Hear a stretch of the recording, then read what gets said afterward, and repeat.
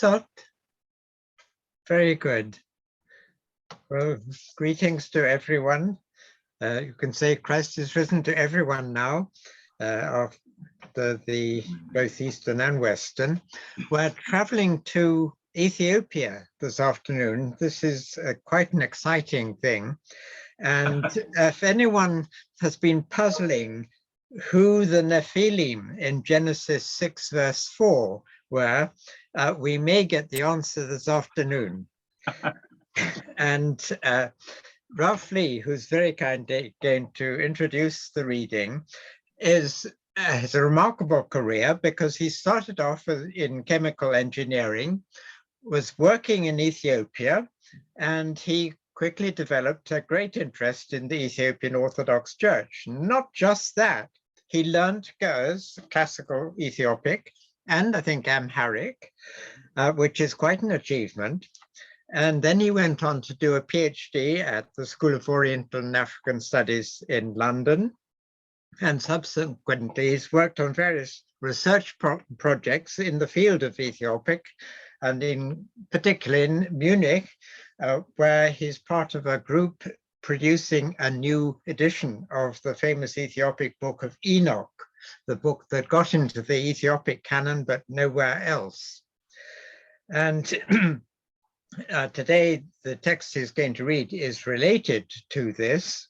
So I think it's time for me to hand over directly to Ralph, and he can reveal the great secrets of Enoch. Thank you very much, Ralph. So I'll give a very, very brief introduction to the text, and we can always fill in the details later on. There are actually three separate texts in the reading today. One is a unique piece of work that we discovered in looking for quotations of Enoch in Ethiopian literature, and it's not really a quotation of Enoch; it's a story, a giant story that extends the Enochic tradition. And then the other two sections are both from Ethiopian commentary, which are written in Amharic and Ge'ez, one on the Book of Enoch itself and one on Psalm 82, where part of the explanation is related to Enoch. So that in many ways, the most enjoyable part is the first one. I should have saved it till last, perhaps, but I'm going to start with the Giant's Tale. And this is taken from a homily on Pentecost. And perhaps the connection is not immediately obvious, but as we read it, maybe we'll do that. So I just carry on and read, yes? So this is the opening of this particular homily, and the homily extends way beyond this part of the text, but I've stopped it just where the Enochic reference finishes. Listen to the apostle when he says, "She greets you today who is chosen in Babylon." He said this because in the ancient days, when the sons of men became numerous, evil multiplied. Because in their days they bore giants, and they began to eat men's flesh. Each one ate his neighbor, because the giants had taught them to eat their neighbors, and also taught them all armies. This is probably a mistake. Maybe the word could be roots, as in medicines connected with roots, which would make more sense in the context. And then omens and signs, and the proportions of the lights, and implements of iron that were made for war. As Enoch said, they revealed all this evil to the sons of men, and they went into the sons of men to marry, and they made them pregnant. And they bore large giants, who were as high as the clouds. All men became like locusts before them, and they began to eat men. One of the giants was living in the east, and one day was running fast with the sun. And he came before the sun to the west, before the 9th hour on that day. He turned again, running to the east, and when even the mountains and the hills were an obstacle to him, he crushed them and cast them down like a clay pot. When he arrived at the great sea, he was tired, and he drank and reduced the waters of the sea from its shoreline down to the size of a span. That's a span of a hand. He became seriously ill, and he fell asleep at the edge of the sea. and his stomach was seen from afar like a great mountain. He groaned, shouting out, and when his fellow giants heard his voice, they came to console him. And they said, "What has happened to you, mighty one?" He told them all that he had done and found, and said to them, "Because a voice told me from in the cloud and said to me, 'You are weak like a bruised reed.' I said to him, 'Who are you?' And he said to me, 'I am God the Almighty.' I said to him, 'Show me how we should struggle.' And he said to me, it shall not be revealed to the unclean, but rather to the pure." Having said this, he placed something like a spoon in my mouth and said, "Behold," this is rather unpleasant, I'm afraid, yes, "I have given you a spoonful of diarrhea. Struggle with this and it will benefit you." When he said this, I came down with diarrhea. The other giants said to him, "If we were to seize God's hands and his feet, he would not be able to prevail against all our strength." The sick giant said to them, "How will you catch him who is not seen?" And they said to him, "What shall we do to you?" And he said to them, "Benefit me with my redemption. Strike me with your swords, each one of you one time, and I will rest and gain relief from this torment." They all got up, complaining to God, "O Lord, why had you done this to our brother when we found him?" When they had said this, they struck him with their swords, and water came out of his stomach like the flowing of a great river. The flow that came out from this giant's stomach took away 80 giants and mingled them with that sea that he drank. And the sea filled up as before, as far as its shores. And all the giants were destroyed in the flow from the stomach of that one giant. And God was glorified by the death of his enemies. And he began setting forth the death of the giants in water. And the giants multiplied until the earth complained about them to the Creator God, saying, "O Lord, purify me from the blood of iniquity, for I cannot bear it." God said, "I am sorry for the sons of men whom I made." Then he called out to Noah, saying, "Make an ark, by this you will be saved, for I will bring a deluge on the earth." And Noah did as God commanded him, and went to the ark with his wife and 3 children and their wives. And he brought in from all those that move, from the clean each 7, and from the unclean each 2. He closed up the ark, and the deluge came upon the earth. Nor rebellious ones were destroyed with all flesh, and all were destroyed from Adam until the deluge. And again, this is an interpolation. There were 2,250 years. When the waters ceased, dry land was revealed. Noah and those with him went out. Noah lifted up a sacrifice, and God revealed to him and made a covenant with him, saying, "I shall not destroy the earth again with a deluge." They multiplied through the generations and filled the earth. When the children of Noah became many in 500 years after the deluge, they forgot their covenant with the Lord and said amongst themselves, "Come, let us make a great tower so that we shall not die in a deluge." And they started to build, and their tower reached the clouds. A wind restrained their strength to break it, and the Lord remembered them, saying, "Why did I make them? For evil is established among them, both the small and the great." When he said this, the Lord God sent his Holy Spirit to divide their languages into 72 different voices. Then the language of all the nations were diversified in Babylon, and the Lord scattered the children of Noah into all the world. It was because of this that Peter said, "She greets you who is chosen in Babylon," because then it was the Holy Spirit who divided the languages, the Holy Spirit who descended on the apostles. It is he who taught them the languages that were divided in Babylon. It was not only the languages of mankind that he gave the apostles to know today, but he gave them to know the words of angels and animals and fish and the words of all creation. All things that were made, those in the heavens, those on the earth, and those in the garden, and those in the kingdom of heaven, and those in Gehenna and Sheol, and those above all the heavens, and those under the sea and the depths, and in the mind of men. So that's the giant story. There's much that can be said about that, but for now, shall I just carry on, Sebastian? So, somewhat connected with this, the Andimta commentary, as it's called in Ethiopic, is a verse-by-verse commentary. The word andum simply means "and another one," and the idea is that the word andum introduces successive interpretations of a particular verse. So where in this commentary it says one says this or another one says this, this is this repeated phrase, andum, that introduces them.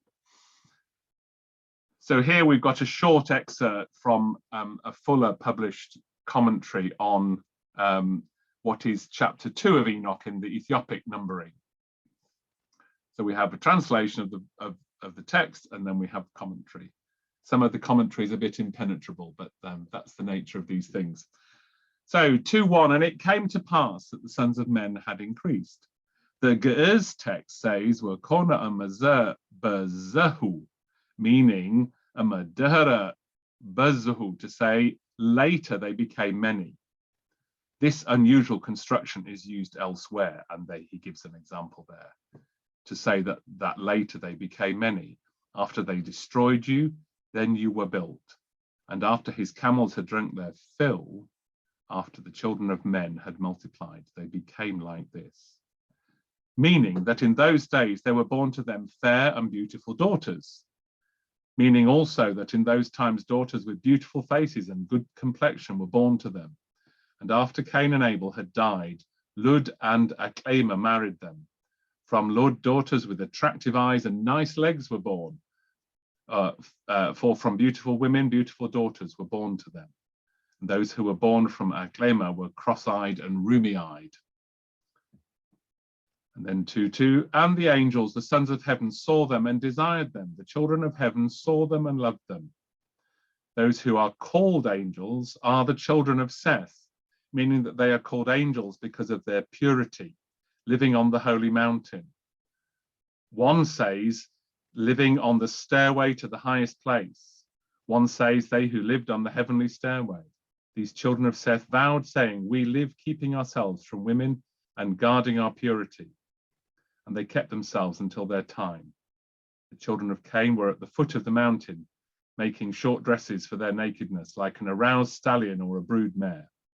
When they climbed up, they saw, and they were stung by the arrows of adultery. But for the time, a few married, but later they were as they were found. And they said to one another, come, let us choose for ourselves wives from the children of men, and let us beget for ourselves children. They said to each other, come, let us choose wives for ourselves from the children of Cain, let us beget children for ourselves. That's just the Amharic translation, which here is just a repetition. And Semyaza, who was their leader, said to them, I fear that you may not wish this deed to be done, and that I alone will pay for this great sin. And he was angered. You said, let's do it, and you left it. I did it, this great sin, and the recompense will be paid by me alone, and I am afraid. One says, I fear, perhaps, meaning certainly you do not desire to do this, so I am afraid.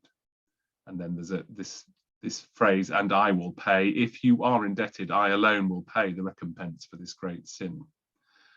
And they all answered him and said, let us swear an oath and bind one another with curses, not to alter this plan, but to carry out this plan effectively. Meaning we shall not turn back, that we will not change this decision. This decision is permanent. We will do it. When we separate, we swear an oath to each other. And they all said this in reply to him. Then they all swore together and all bound one another with curses on him. When they swore an oath to each other, they departed from each other. By what they said, they bound each other by an oath. One says, I fear perhaps, and then he refers to the commentary that comes later. Do not desire it, meaning do not desire to do this deed. For I shall be, referring to verse 2:4, since you are a leader, if someone does this kind of deed, why do you not say, I shall order you, I shall punish you, but rather you say, I will be judged, or it will be judged against me. Do not desire to do this work. And they answered him, if he fails to turn up, will it be serious? Let us not change the situation. Let us swear an oath. They swore an oath on him, meaning they swore on Semyaza. In this case, he did not come. And they were all in all 200. It's a little bit impenetrable, some of that Andumta commentary. I did the best job I could there. A related commentary, which is quite interesting, I think, because it actually joins these two. when I first looked at this work on Psalm 82, I couldn't work out what on earth it was talking about at the very end. But then we found the giant story, and it became clear that the commentary on Psalm 82 also refers to the giant story. So Psalm 82 or 81 in the Septuagint. And one of the things that this does as well is demonstrate the essential unity of the commentary tradition in Ethiopia, where books cross-reference each other extensively. So Psalm 81:7 in the Septuagint numbering, and you will die like men, and like one of the princes you will fall. Separated from the chiefs as one injured, you will become like one of them. And then the reference to Semyaza, you will die like the giants, you will be like Semyaza. And then there's an illustrative story. If one asked, the children of Seth were keeping themselves pure, keeping themselves far from women, like angels, they were saying, holy, holy, holy. And while they praised, their praises became their food, and they were living on the holy mountain. The children of Cain multiplied, and they committed all kinds of sins, and lived in the land of tribulation, and they fornicated like animals in the open square. From those on the holy mountain, one desired to go and give a message to the children of Cain, and that one went from where they were and saw how they fornicated like wild animals, and especially their leader called Nuhem, who took a drum and performed traditional dancing right in the middle of the crowd, like a swimmer swimming in the center of a lake. When he saw this, he was pierced with the arrow of adultery and said to the brothers, what kind of life do we live? All we do is praise like angels, without our flesh being struck and attached to our bones. The children of Cain really lived life. After this, they were drawn down, and they looked, and when they copulated with each other like animals, they looked and said, come, let's go down, and let us look at and take one for each of us. Their chief was called Semyaza, who was called Semyaza, said to them, stop, do not do this thing. Why do you tell lies? They said to him, if you stop, we will not stop. He said to them, although I said, do not do this, if you do, I am answerable for this sin. I will receive the coming judgment. They became one with them and fell into sin. He stood firm against them. After this, those who were born, the tall ones, ate food cooked by the sun. The short ones lived in the shadow of the chickpea plant. After this, some were called giants, and they lived running with the sun before it set. If it burned them like fire, they left it, and it set. And the great heat was hard for them to bear. One says the angel gave the giant some sulfur, and when it burned him, he drank from the water of the ocean. And when he drank, the level of the ocean reduced by the length of a hand. His stomach expanded so that he could not even walk. The angel pierced his stomach with a sword, and the water that came out destroyed 70 or 80 people, and the ocean was restored to its original level. There you go. Wonderful stuff. I'm not sure I've come across a reading before that where the height of the Tower of Babylon is designed to avoid another deluge. But maybe I'm wrong. Maybe somebody knows that. Would you like some sort of further explanation of some of these things? It'd probably be helpful if you give a bit of sort of background, because many people may not be familiar with. Indeed. So starting with the first one, it's taken actually from a large set of homilies, and we don't know exactly who wrote them, but they go by the name Ratua Hymenot, which would normally be translated just as Orthodox faith, although it's believed that the author also went by that name, so it's slightly confusing. If we take just that name, we don't know anything more about the monk who wrote them. We've got some idea of the dates, where the original versions of these homilies were probably 14th century. But this particular homily with this giant story in it doesn't appear in the earliest versions. So the translation here is based on a 15th century manuscript. There's a very distinguished Ethiopian theologian who's almost unknown outside Ethiopia, unfortunately, who goes by the name of Georgis of Sagala, sometimes Georgis of Gasacha. And the distinguished Getachew Haile believed that maybe Georgis of Sagala was the writer of this homily. He is known to have written under the epithet of Retua Hymenop, so that this makes it possible. And the homily itself is very long. The interesting thing about this story is that whilst it starts with a brief allusion to the Book of Enoch, it very quickly develops into this story, bizarre story of a giant. As far as we know, there is no other, we haven't discovered any other giant stories of this nature. If you look at some of the sort of literary elements of the text, there are some similarities with the Book of Giants, which is known from Qumran and is also known in Manichaean traditions, I believe. But there are quite a lot of literary elements that are not. So, for instance, the giants don't have name.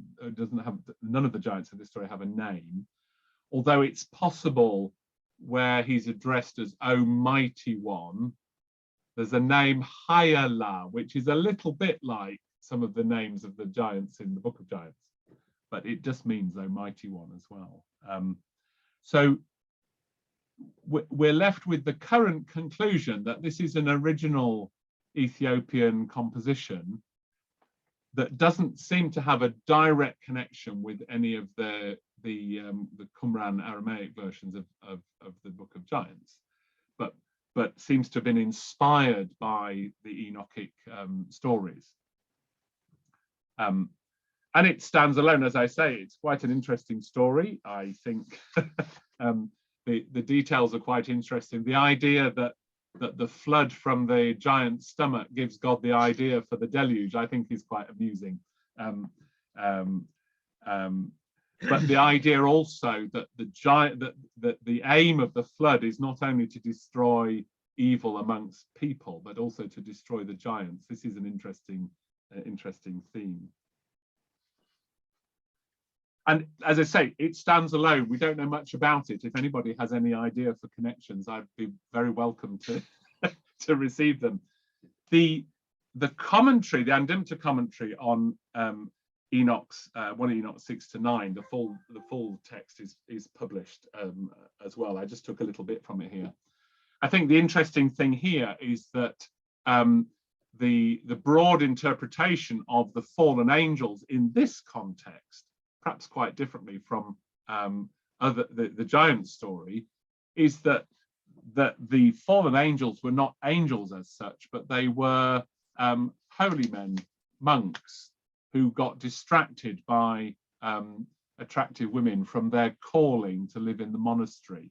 And this is an interpretation of Enoch that's known outside of Ethiopia, I believe, as well.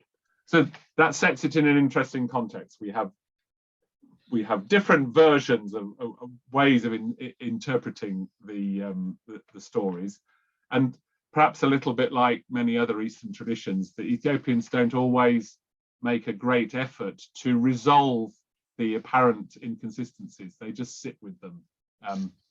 It reminds me of Ephraim saying that interpreting the Bible is like drinking water from a fountain. Yes, that we take out much less than we leave behind. So resolving these things is not straightforward. There's just one or two interesting elements on the Psalm 82 version, which clearly the first large paragraph of the Psalm 82 interpretation has some consistency with the other commentary. I'm just going to find the commentary that I forgot to copy over in the notes. The figure known as Nuhem, who goes and dances to taunt the monks in this case, I suspect, hang on, I'm just looking for the footnote here. Most probably Naamah, mentioned in Genesis 4:22, the daughter of Lamech and Zillah and sister of Tubal-Cain. In Dillman's critical edition of Genesis, the name was written as Nohem, and so Nuhem is probably related to that. But interesting as well, as I say, when I first looked at the commentary on Psalm 82, this story at the end, which here has not the rather more unpleasant spoonful of diarrhea, but it's given us sulfur here. But I could make almost no sense of that last paragraph of the commentary.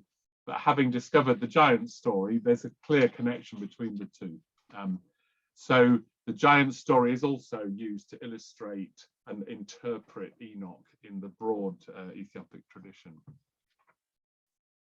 Maybe something a little bit about the Andimta tradition itself and what it represents. Would that be helpful? Yes, why not? Why not? So the Andimta commentaries are, as I say, as they stand, they are Amharic commentary on Ge'ez text, and there are commentaries on all the biblical books as well as on monastic texts and patristic texts. So it's quite extensive. Almost certainly starting as an oral tradition, and almost certainly in Ge'ez, the current versions were written down in the late 17th century, when the king wanted monks to sort out arguments over interpretations of scripture. So they were written down so that everyone could agree on them. And they are still, these commentaries are still used and learned and studied by the monastic teachers of Ethiopia. There is some connection with older Ge'ez commentary, which is known as Turgwami, but not a complete overlap. And if you want to know more about the Andimta tradition, then the works of Roger Cowley are second to none. He published initially, I think in '83, an English translation of both Ge'ez Turgwame and Amharic Andimta on the Book of Revelation. And you can buy copies of that at the Middle Eastern Studies faculty in Cambridge for £5 at the moment, so they're still there. And he then did a later work which is published also by Cambridge, published in '88, which is called Ethiopian Biblical Interpretation, and was a broader study of this commentary tradition. And perhaps one of the interesting things is the material that's been received. So there's a lot of Ethiopian original material in the Andimta, but also lots of material passed on, and quite a lot of material from the Arabic writer Ibn at-Tayyib, who was from the Church of the East. And perhaps quite an interesting outcome of this is that one of the most quoted early church writers in the Andimta tradition goes by the name of Musafa Kana in Ge'ez, which is a pseudonym for Theodore of Mopsuestia. It would be Musafa Kana in Syriac, wouldn't it? But these materials was one of the most interesting things I think that Roger Cowley discovered about this receiving of material was letters written by monks at about the time it was incorporated, where one of the monks writes to say we shouldn't use this material written by Ibn at-Tayyib because he does not say Waladi to Amlak, which is the Ge'ez version of Theotokos. So it seems that the monks knew that it was written by a, quote, Nestorian, but nevertheless they accepted and used the material, but he's never quoted on Christology, which is quite interesting. So I probably said enough and maybe could have some questions. Would that be well, thank you very much, Ralph. That was fascinating. And it's the sort of mythology is fantastic. And I've never come across anything like that especially in a sermon. No. The way it links it up to Pentecost is quite clever. Yes, I agree. And the undoing and then the redoing of language understanding linked through a story of a giant is quite creative. Yes, yes. One thing that struck me was it's really these texts bring together two quite different exegetical traditions of this passage in Genesis 6, which is so problematic. Yes. No one knows how to translate them, but in antiquity, you've got already a whole variety of things. And then the Enoch tradition, which you get in the homily, is the older one, and then the mention of the Seth and the Sethites. Yes. Now that is the standard one in Greek and Syriac patristic things, and the old one is more or less forgotten.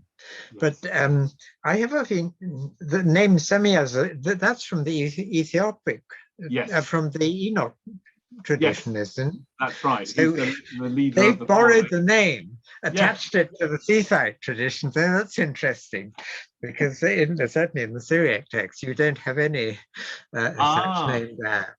Interesting. And Semyaza appears in a fragment of Enoch in Syriac, but that's all, but not linked with the Sethites. Interesting. And the tradition of the sons and daughters of Cain and Abel, that which is linked, of course, in the Cave of Treasures, which is a wonderful mythological 6th century Syriac work, you have details about the wives of Cain and Abel, because obviously, since there were progeny, they had to have wives.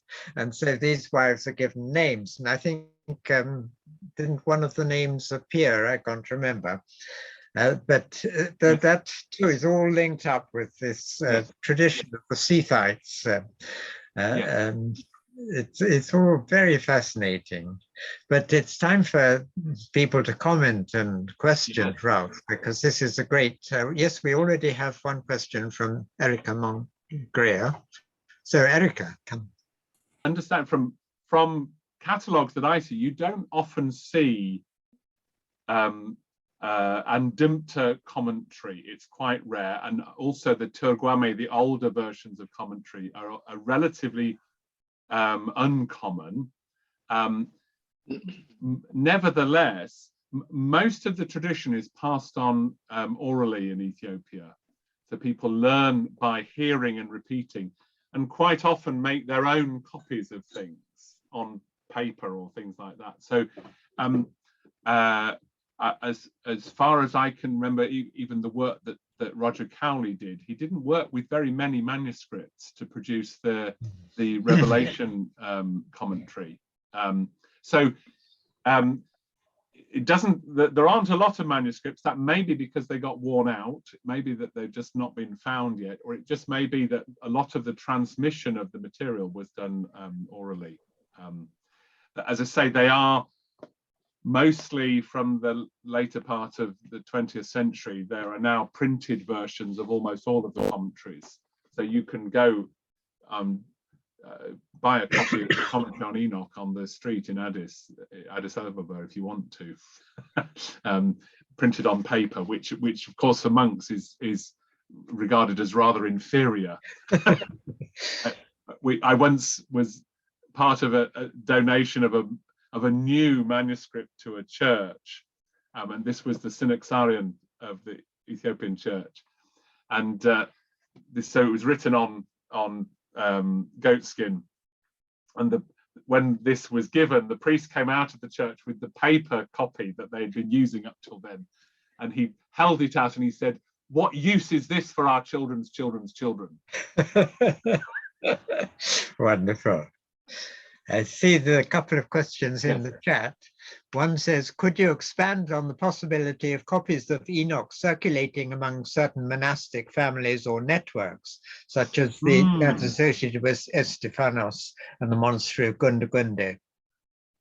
Gosh, thank you, Jacopo, for an easy question. I don't have much knowledge of this, I have to say.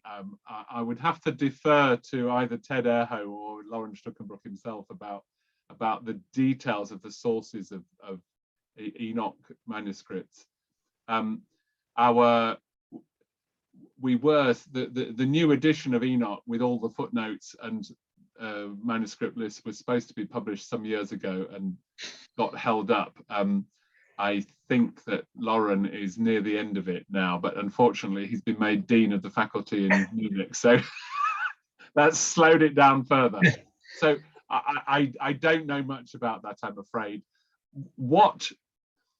There's a couple of things that I am aware of, that where people study in biblical interpretation, Enoch is often reserved, if you like. It's one of the last ones that scholars study, so it's regarded as particularly hard and complicated. What I also find that's really interesting is, having surveyed many manuscripts for quotations of Enoch, it's only selected parts of the book that are common, that have significant commentary on them.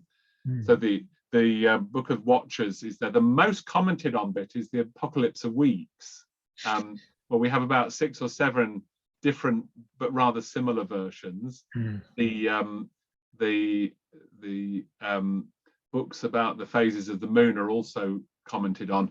And what we found, which is quite interesting in this respect, having surveyed all the quotations and compiled lists and seen huge gaps, we have a very short commentary, only 5 pages of, or 6 pages of a manuscript, which claims to be a commentary on the whole of Enoch. And it quotes just a few words from a verse and then a very short interpretation, all in Ge'ez. And that commentary only deals with the passages that are quoted elsewhere. So it doesn't comment on the whole book, it just comments on portions of it. So the idea that bits of the book were circulated is also possible. I think I've evaded Jacopo's question by giving other information. I apologize. There's another question. Thank you for this excellent lecture. Do you know of any specific places in early Western Christian tradition that explains why the book fell out of use in other traditions? There are quite long discussions. I would have to go and look at my database, but there are some quite good articles that compile the lists of discussions about the problems of the Book of Enoch. And I think there's an idea, isn't there, that Enoch seems to allow human beings to evade responsibility for their sin. They can blame the angels, and this wasn't very popular amongst some interpreters. Let me find, I do remember that I have a paper somewhere that I read which looks at all those different aspects. I will try and find the reference and I'll send it to this this email list, and you can get a copy of that. Yes. Wonderful. And there's a note from Jacopo saying he was interested in understanding if there was evidence of theological disagreements revolving around Enoch. So yes, what you just said sounds as if that might be an issue. Yeah, and the fact that you've also pointed to the fact that there are 2 quite different versions. And so even though in the written commentary, they may not try to resolve any apparent contradictions, my experience is that in monasteries, monks have quite heated discussions about these differences. They just don't choose to write all of those discussions down on paper.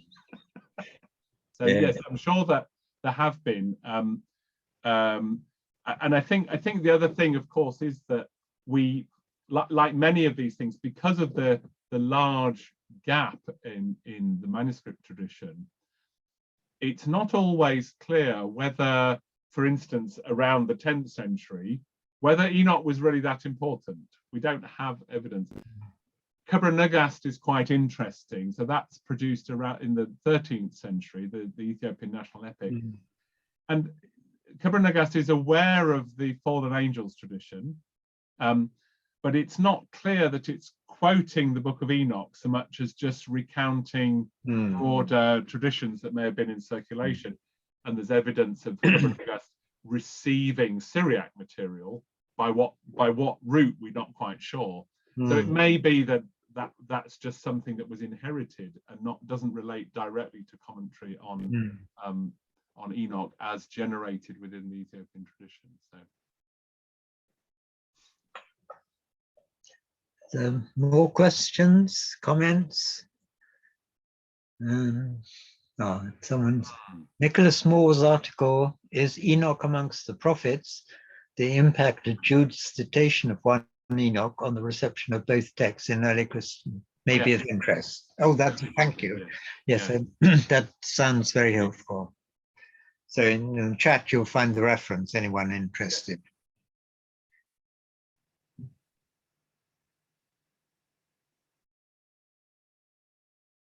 The story about Nuhem, by the way, is also known in the Midrash. How Midrash made its way to Ethiopia is a matter of pure speculation. Yeah.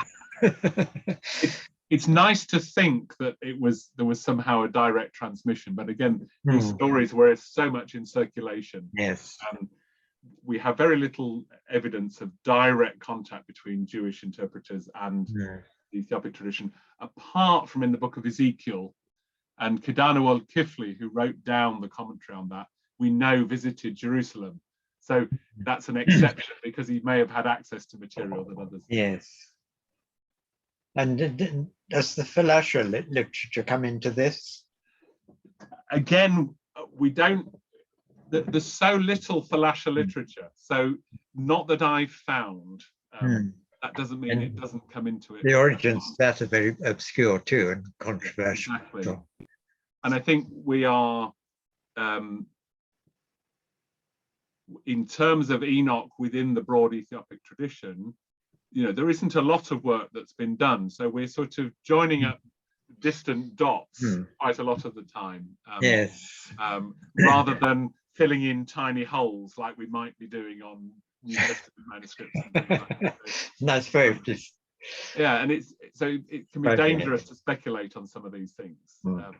So if you read Ullendorf's excellent Ethiopia in the Bible, he asserts a direct Hebraic influence. Now, that's almost certainly not the case. Nevertheless, Ullendorf's observations about the Ethiopian tradition are still very deep and profound. But that direct connection, we have no evidence. Yes.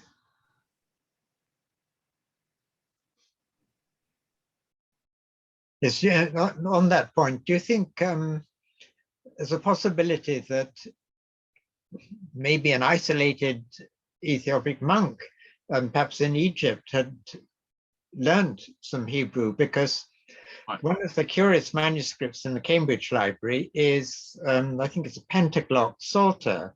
And usually you just have Oriental Christian languages, maybe Greek, but this also has Hebrew. Yeah.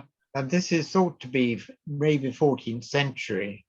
In odd places throughout the commentary tradition, you find references. So, for instance, in the commentary on Genesis, where it says, God saw that it was good, and one of the commentaries says, another one says Tov. Yeah. It doesn't even say that it's a Hebrew word. It just says somebody says Tov.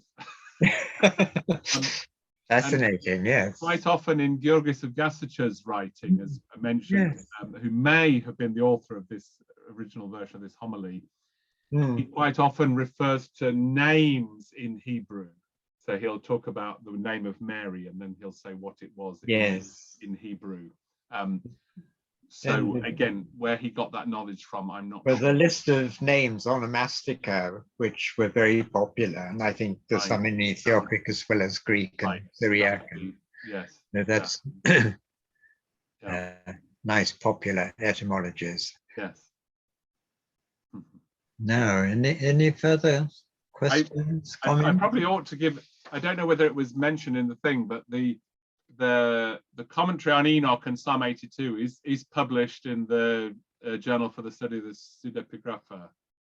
Oh, good, yes. And the giant story and a bit more discussion about it is in this book that Lauren Stuckenbrook put together. It's called Representations of Angelic Beings in Early Jewish and Christian Traditions. So if you're interested, that's a more Seebeck volume. Thank you. Very good. So they are, and there's a little bit more discussion about how this Ethiopic giant story may or may not be connected to the Giants, Book of Giants. So, very good. Yeah. Good. Well, Eugene's waving a hand. Yes, I was just wondering, because I think, I mean, that the highest form of human living is deemed by many to be the monastic life, and monks in various forms are highly revered within Ethiopian culture. That's certainly true. What's interesting, however, is that monks, distinguished teaching monks today would argue very, very much that asceticism and marriage are both ways to Christian maturity. So whilst it's popular, because these sort of powerful holy men, I suppose, who even in contemporary culture have many sort of miraculous stories attached to them, are revered and respected. Nevertheless, in the broader tradition, marriage is something that's valued very highly. But the reference, you wouldn't find that perhaps in the commentary on Enoch because of the negative associations in that particular book.